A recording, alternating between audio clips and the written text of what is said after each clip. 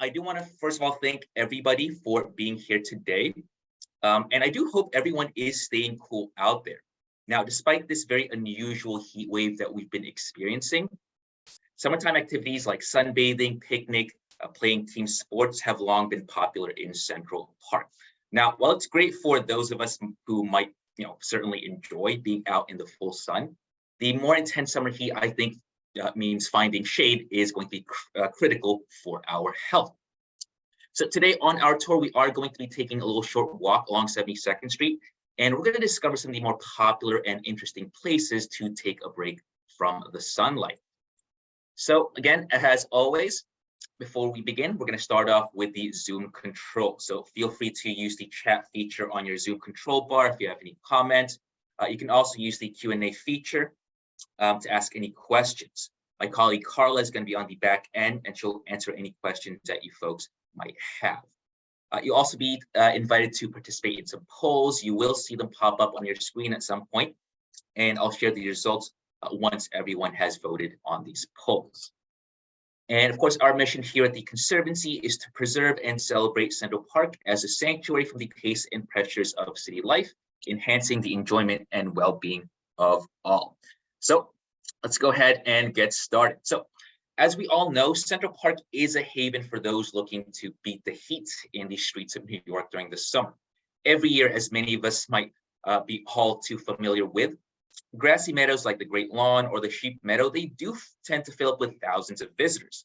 Now, these meadows were designed as open spaces with limited tree cover. So if you're sunbathing, or if you just really enjoy the hot weather, that might be fine. But for the rest of us, shade is essential for our safety and comfort. So large shade trees like elms and oaks, as well as old buildings, bridges, arches, rustic structures, they're more than just for making the park look pretty. They do provide the shade necessary to make it a more pleasant experience during the warm summer months. So on our walk today, we are going to be exploring some of the best spots to find shade in Central Park. So we're going to explore primarily the 72nd Street area. We're going to start off from the east side and work our way towards the west. We'll hit up locations like Bethesda Terrace and Fountain, Terrace Drive, and we'll end things off by the western shoreline of the lake. All right. So we're going to begin here at East 72nd Street, where we're greeted by this row of benches facing the roadway. Now, as you folks can see, you can usually always find somebody sitting here since we're right by the major entrance into the park. Now, luckily for these folks seated here on the image, right above them, you will see a few of these large, massive shade trees, and they do provide much needed shade for people during the summertime. Now, one stunning tree that can be found in this area is something called the horse chestnut, also known as the buckeye. Each leaf has 5 of these large paddle-shaped leaflets, providing just a little bit of comfort for folks sitting below. By the way, you might recognize these trees, the buckeye, as being related to the Ohio buckeye, which is famous as an official symbol of that state, which is something that you might definitely know if you know somebody who graduated from the Ohio State University. All right, and moving on now, we're going to make a left turn right past these benches. Right around the corner, we're going to see this nice leafy tree that almost looks like a large shrub. Now, this is actually a very famous variety of an elm called a camperdown elm. Even though we can't really see it under all that foliage, the camperdown elm has this very dramatic weeping form with lots of twisted branches, so very similar to its much larger cousin, the American elm. So the camperdown, of course, provides quite a lot of shade to primarily small animals like squirrels and birds. More famous example of this tree can actually be found not quite in Manhattan, but over in Brooklyn, in Prospect Park. And that one was planted back in the 1870s. And curiously enough, it actually still stands there today as one of the more famous trees in New York City. Here's what the camperdown elm looks like in early spring when all of its leaves are gone. So definitely one of the more funkier looking trees in the park, I think. All right, so let's continue on with the walk, and we're going to keep heading south along the east side. Now, just up ahead, we come to this flagpole, which is basically right off of the 69th Street entrance, as well as all the folks gathered here to basically take advantage of the benches right by the shade. Now, lots of folks might walk past by this landmark every single day, but its original meanings nowadays, especially in the 21st century, really have been kind of lost over time. So it can be a bit of a surprise to folks who might casually pass by it. So why don't we go ahead and actually explore what this flagpole is all about? Now, if you take a look at the base, you might notice this very hard to read inscription near the ground. Basically, it says, or rather, it commemorates the 1921 founding of an organization called the Women's Overseas Service League. Now, the Women's Overseas Service League was created right after World War I to help provide support for women who served in the US military. Now, at that time, unlike for male combat veterans, there were no groups assisting women veterans on a large scale. So the WOSL actually changed that. And this group served women who worked for agencies, who served for agencies like the Army, the Red Cross, and the YMCA. All right, so let's go ahead and continue on. And from the east side, we're going to check out the area just off of the mall. Now, on our right side, as we make our way to the landscape, you can see a small open meadow called the East Green. The East Green really isn't quite as famous or as large as either Sheep Meadow or the Great Lawn, but it is pretty popular with sunbathing locals who'd rather stay away from the large crowds. So not really much shade here to check out unless you're talking about some of the trees here. So let's go ahead and move on and find our next shaded spot of the day. So to do that, we're going to cross the pathway, or we're going to cross the drive and continue on towards the mall area.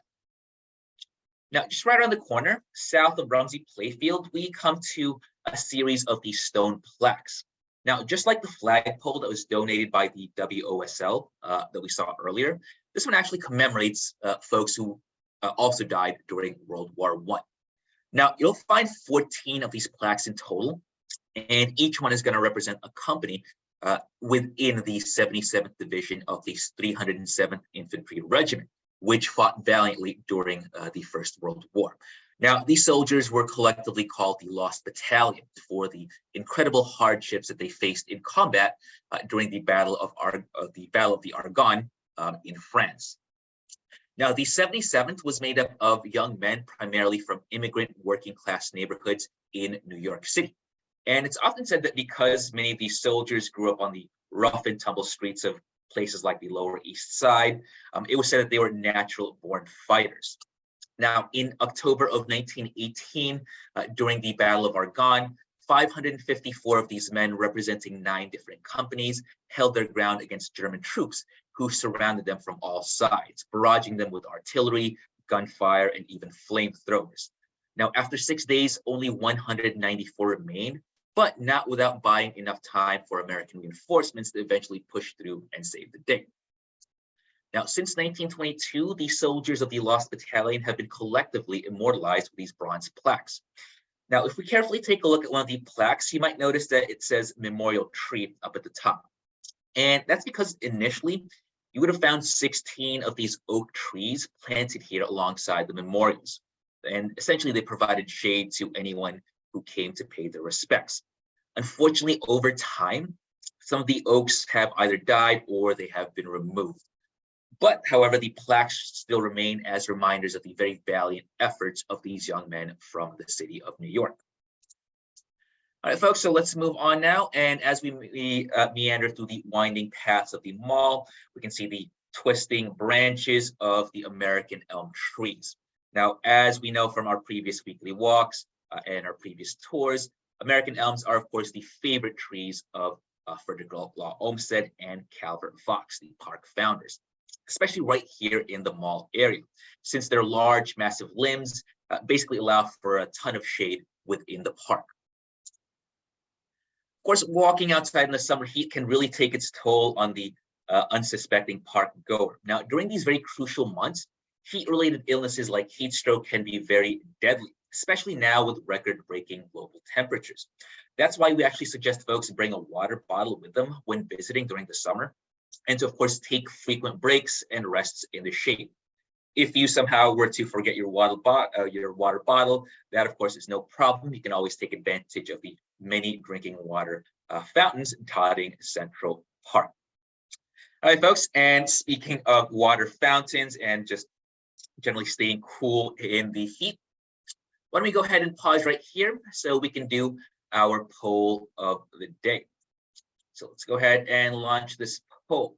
So today I want to focus on the summer heat. So let me ask you folks this. Do you have a favorite summertime activity here in New York City? Now, with roughly 8 million people living here, finding a calm, cool place to cool down really can be quite a challenge during the summer, but it is not impossible. So activities to help alleviate the heat would include things like swimming at your local pool, making a trip out to the beach, be it in one of the Long Island beaches, Coney Island, Rockaway, whatever else. You might also find going to the museum, shopping indoors, just as fun. Or if you prefer staying in Central Park, there's always picnicking, sunbathing, or just hanging around a park bench.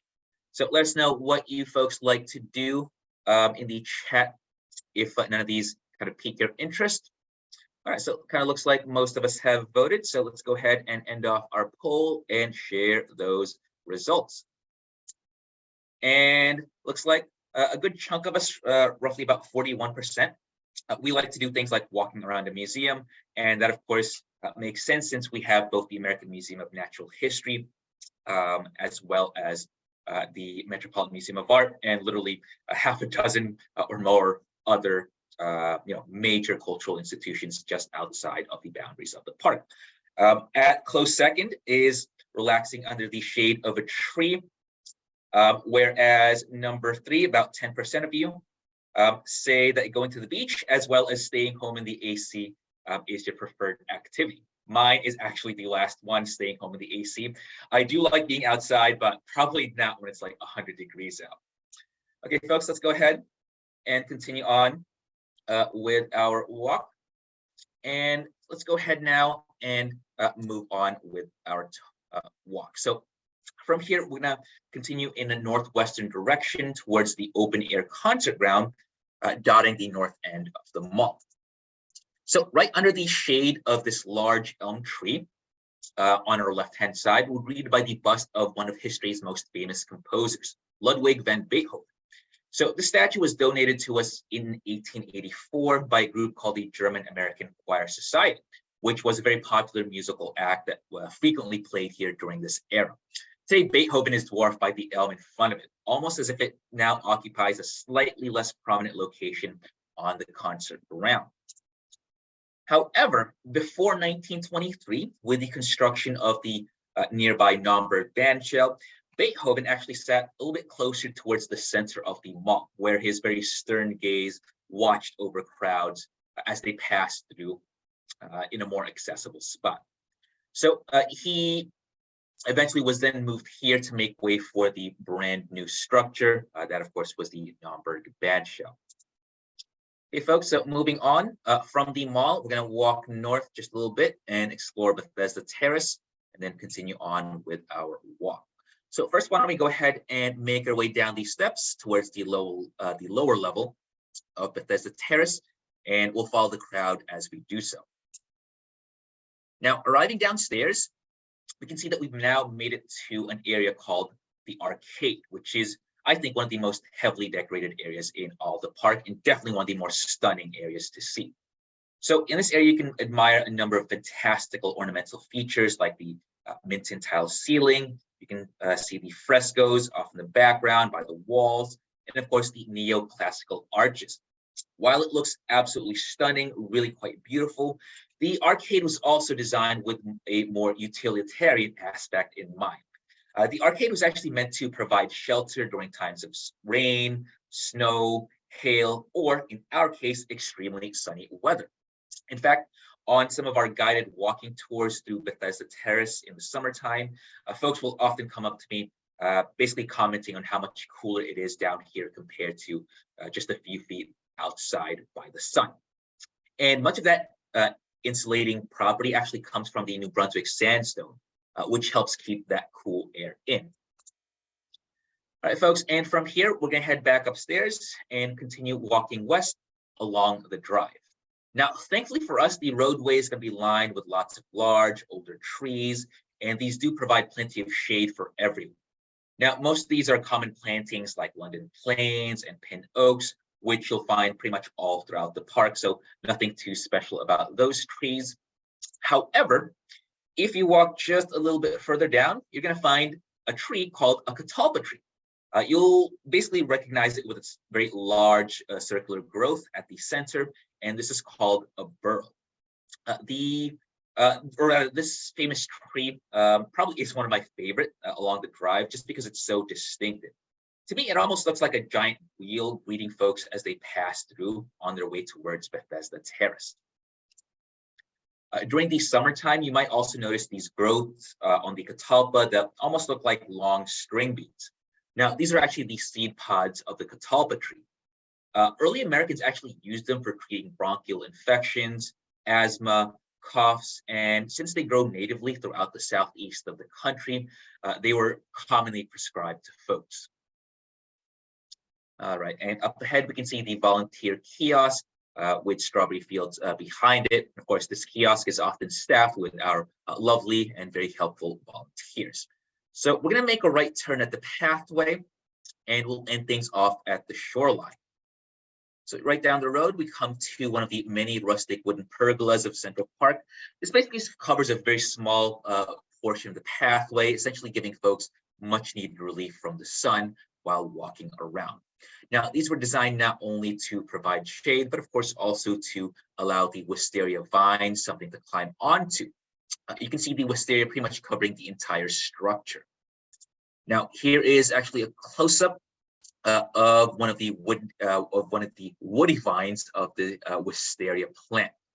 This one, as folks can see, this has some pretty serious twists and braids. Now, wisteria, for those of you who are familiar with this plant, wisteria can be a very aggressive grower, and they can do some pretty serious damage to neighboring plants, such as trees and even concrete.